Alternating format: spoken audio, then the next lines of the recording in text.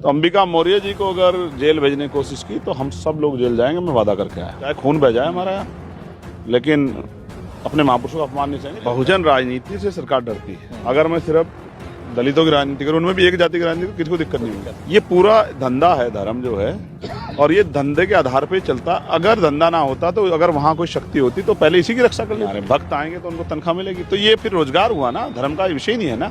क्योंकि कोई ईश्वर अगर कहीं है तो वो नहीं चाहता कि मेरे नाम पे इस तरह का बंदरबाट हो और मेरे नाम पे लोग करोड़पति अरबपति हो जाएं।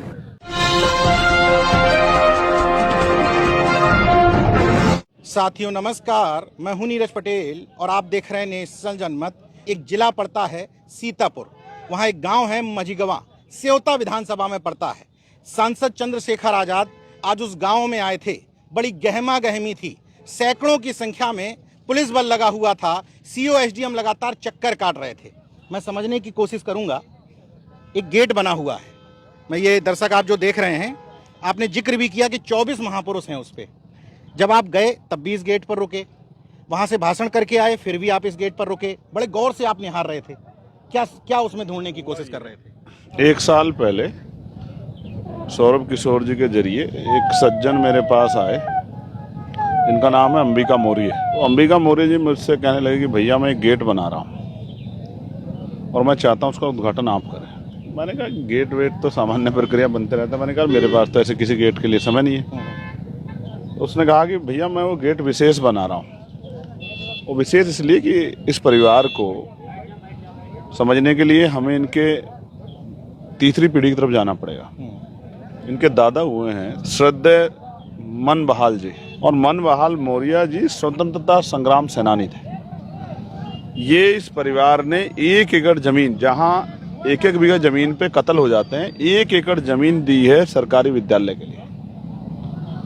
तो जब मैंने इनके परिवार के बारे में जाना और मैंने गेट के बारे में जाना कि भाई गेट कैसा बना रहे बताओ, तो जब मैंने गेट के बारे में जाना तो मुझे अचरज हुआ कि अखंड भारत के निर्माता सम्राट अशोक महान के नाम पे वो गेट बना रहे हैं और उसमें वो चंद्रगुप्त मौर्य जी की प्रतिमा लगा रहे हैं। चलो ये तो मौर्य समाज का आदमी है, चलो लगा देता है, कोई बात नहीं भाई।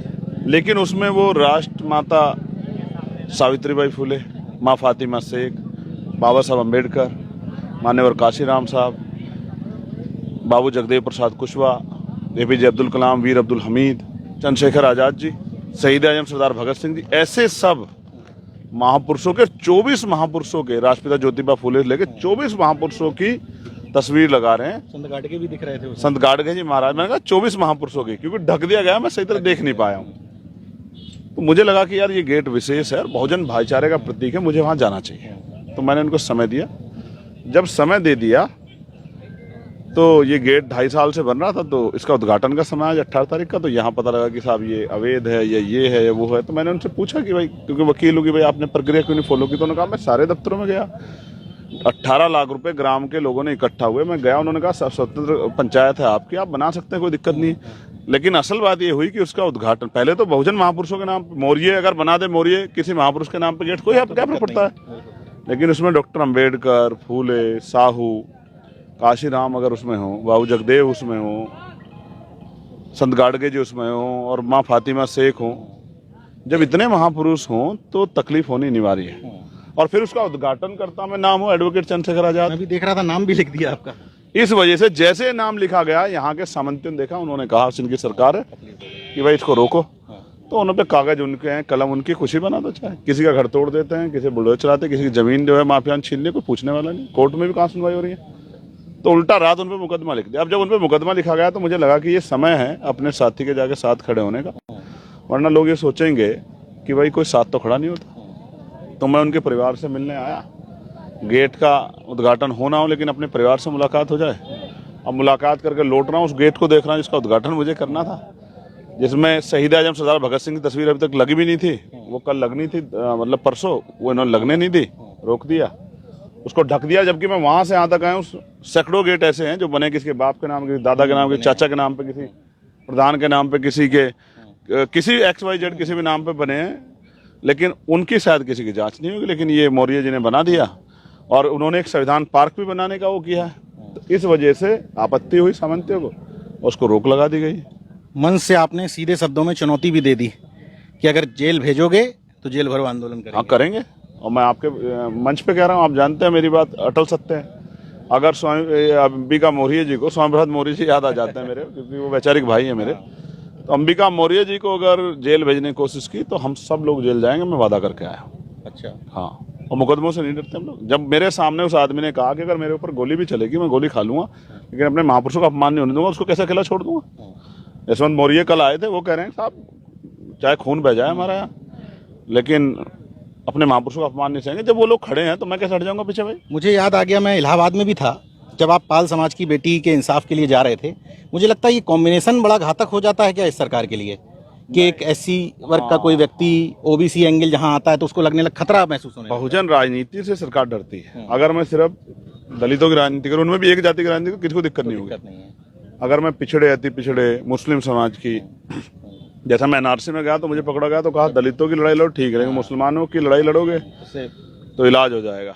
और मुझे मारा गया खूब। तो मैं समझता हूँ कि जब मैं पिछड़े वर्ग के अधिकारों की लड़ने जाता हूँ, क्योंकि मेरा ही परिवार है, मुझे याद है, मैंने इतिहास पढ़ा है, राष्ट्रपिता फूले से लेके ईवी पेरियार, रामानायक शंकर, प्यारेलाल यादव, महामना रामसु वर्मा चौधरी, महाराज सिंह भारती, संतराम बी प्रजापति, साहू जी महाराज, मैंने उनको पढ़ा, मैं जानता हूँ कि यहाँ से यहाँ तक के सफर में उनका योगदान है, तो मैं कैसे भूल जाऊंगा भाई।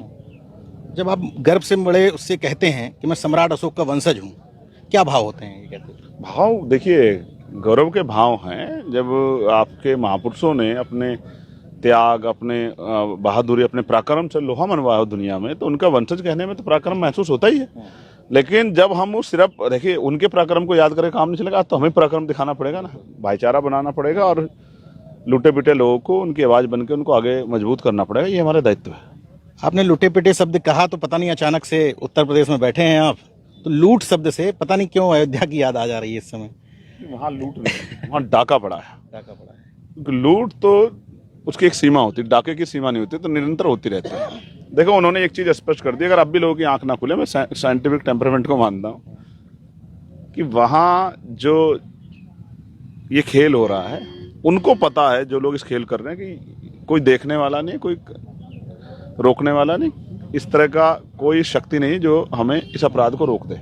ये पूरा धंधा है धर्म जो है, और ये धंधे के आधार पे चलता। अगर धंधा ना होता तो अगर वहां कोई शक्ति होती तो पहले इसी की रक्षा कर लेती है। इस तरह का भाई लोगों के चंदे के साथ, लोगों की मेहनत कमाई का, उनकी आस्था का खिलवाड़ ना होने देती। तो मैं तो मानता हूं ना कि ये सब खेल इसलिए किया गया है, धर्म का खेल इसलिए किया गया है जिससे लोग मुख्य मुद्दों पर ना जा पाए।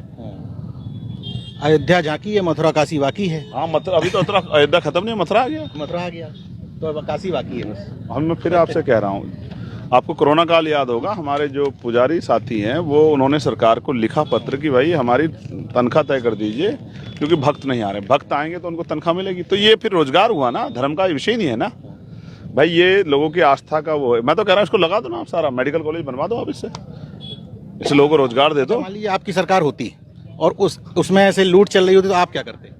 लूटने वाले, पहले की बात तो इस नाम पे लूट नहीं होती, राम के नाम पे लूट नहीं होती। आप समझे, हम किसी की आस्था के खिलाफ नहीं है, लेकिन राम के नाम पे लूट नहीं होने देंगे, पहली बात। दूसरी बात, लूट करने वाला चैन से नहीं सोएगा। और तीसरी बात, बिना एफआईआर के एसआईटी नहीं बनती है। पहले एफआईआर तो प्राथमिकी तो दर्ज करो, तभी तो जांच करो, और करो जांच। मैं फिर आपसे कह रहा हूं, हम हर इस तरह के पैसे को जो जनहित के काम में, क्योंकि कोई ईश्वर अगर कहीं है तो वो नहीं चाहता कि मेरे नाम पे इस तरह का बंदरबाट हो और मेरे नाम पे लोग करोड़पति अरबपति हो जाएं। इस पैसे का सही उपयोग होना चाहिए। हॉस्पिटल बने, कॉलेज बने, यूनिवर्सिटियां बने, एग्रीकल्चर के फार्म्स बने, उस तरह की चीजें बने, वेंडर जोन बने, जिससे कि लोगों का भला। अंतिम सवाल, आप 6 दिन लगातार लखनऊ में थे, लोग मिलने आ रहे थे, इंटरव्यू कर रहे हैं, क्या प्रक्रिया फॉलो की गई आपने टिकट वितरण के लिए? देखिए, प्रत्याशी का अपना काम, उसका क्षेत्रीय काम, संगठनात्मक क्षमता, सब चीजें, लोकप्रियता, उसकी जानकारी और जातीय समीकरण, बिल्कुल स्पष्ट करो, जातीय समीकरण, भाईचारा बना के जब वोट विनिंग कैलकुलेशन में जा रहा है उस आधार पर। और सबसे बड़ी बात, अभी किसी को घोषित नहीं किया है, घोषित नहीं, अभी सबको टास्क दिए हैं काम करने के लिए। 1 महीने के बाद जहां सिंगल प्रत्याशी है, वो मजबूत प्रत्याशी, और जो विधानसभा जिले, पहली पार्टी है जिसने किया, विधानसभा जिले बूथ सेक्टर के लोगों ने उनका नाम आगे बढ़ा के भेजा है, प्रदेश जोन और प्रदेश ने उनका इंटरव्यू लिया। उस आदमी के तो अब प्रभारी बना के उसको अवसर देंगे, लेकिन उसको भी इसके साथ भी जो पार्टी काम देगी उसको करना होगा, नहीं करेगा तो हटा देंगे। जिस बहुजन कॉन्सेप्ट की आप बात करते हैं मंचों पे, अभी किसी का टिकट प्रत्याशी डिक्लेयर नहीं किया। प्रभारी बनाएंगे, तो अगर प्रत्याशी लिख रहे हैं तो गलत है। गलत है। प्रभारी बनाएंगे और 1-1.5 महीने का जो काम पार्टी उनको देगी, वॉल पेंटिंग का, भाईचारा कमेटी को दुरुस्त करने का, और बूथ कमेटी को सक्रिय करने का, सेक्टर कमेटी सक्रिय करने का, और छोटी छोटी मीटिंग करने का, और तमाम तरह के जो 33 मुद्दे उनको घर घर तक पहुंचाने का। अगर सक्रिय नहीं लगेगा तो हटा देंगे। कोई धन थोड़ा ही ले रहे हैं इसके एवज में। काम जो करेगा वो आगे बढ़ेगा। मतलब ये स्पष्ट है कि टिकट के नाम 50,000 सीटों पे शेड्यूल कास्ट के नौजवानों को 100 पे भी जा सकता है। पढ़े लिखे नौजवान जहाँ समीकरण है उनको टिकट देंगे। पढ़े लिखे नौजवान, हाँ, पढ़े लिखे नौजवानों, काम करने नौजवानों को, जिनके क्षेत्र में पकड़ है, उनको चाहे पैसे भी कम हो उनको भी टिकट देंगे। ठीक है, सबको टिकट देंगे जो काम कर रहा है। जिस बहुजन कॉन्सेप्ट की बात आप मंचों से करते हैं, जिस तरह से प्रत्याशी आए, तो लगा आपको कि कंप्लीट बहुजन आ रहा है टिकट मांगने के लिए? कोई जाति ऐसी नहीं है schedule caste, schedule tribe, backward की, जिसका व्यक्ति टिकट मांगने ना आया। अच्छा। सैन विश्वकर्मा से लेके प्रजापति पाल कश्यप, मौर्य साक्य कुशवाहा, बिंद राजभर, केवटमल्ला, जाट, गुजर, यादव, लोधी, तमाम पटेल, सब लोग, और सबको टिकट देंगे? हाँ जी, मैं फिर कह रहा हूँ, समीकरण बनाएंगे, जातीय समीकरण बनाएंगे, जिसका भी हक बैठता उसको देंगे, और जिसका हक नहीं बैठता उसको भी एडजस्ट करके देंगे, लेकिन देंगे। उनका नेतृत्व खड़ा करेंगे और उनकी बातों पे लड़ने वाला। और जो 15% अतिरिक्त पिछड़े वर्ग को आरक्षण की बात की है, 100 में से 15 नौकरी देंगे। प्रमोशन में SC ST OBC को देंगे। कक्षा 1 से 12 स्कूलिंग फ्री करेंगे। अच्छे स्वास्थ्य व्यवस्थाएं करेंगे। पुलिस के भाइयों का काम करेंगे। आशा, आंगनबाड़ी, भोजन माता, पंचायत सहायक, रोजगार से सेविकाओं को, सहायिका को, सबको उनका अधिकार देंगे तो देंगे। सांसद चंद्रशेखर आजाद आज सीतापुर की एक सेवता विधानसभा में हैं। इसी गेट को लेकर के पूरा विवाद है, क्योंकि यहाँ 24 महापुरुष लगे हुए हैं। कहाँ गर्मी में धूप में घूम रहे हो? पैर जल जाएंगे, मिट्टी में मत जाओ आप। बाकी देखते रहिए नेशनल जनमत, जागरूक और सजग बने रहिए। जय विज्ञान, जय संविधान, जय लोकतंत्र। धन्यवाद।